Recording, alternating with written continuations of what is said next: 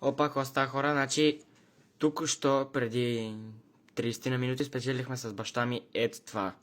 2013 Infiniti G37. Значи, главният му проблем е тук удар отстрани, който не е чак толкова сложен за поправка, но иначе. G37, той като цяло двигателя му е 3,7 литра V6 с 330 коня. Би трябвало да дойде, не се знае точно, но след около месец-два. Ето и тук снимки на колата. Трябва да се вземе нов прозорец, това се вижда. Отвътре интериорен. И на 123 000 км е, не километра, а мили. И да, като цяло. Струваше ли си тази кола, обаче е въпроса. Като дойде, ще разберем. Апдейт на Infiniti-то.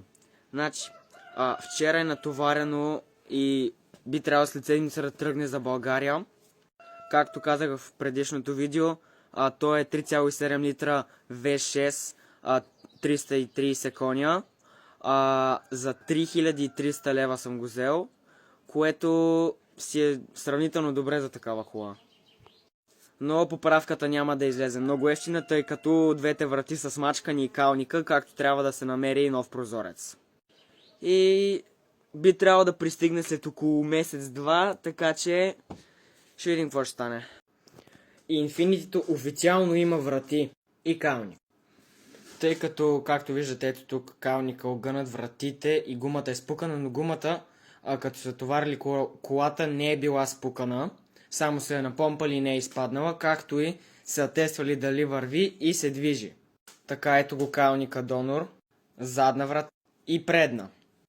Като цяло са различен цвят, защото това е сиво-черно, докато Infiniti-то е Midnight Purple. И такъв цвят е почти невъзможно да намеря врати.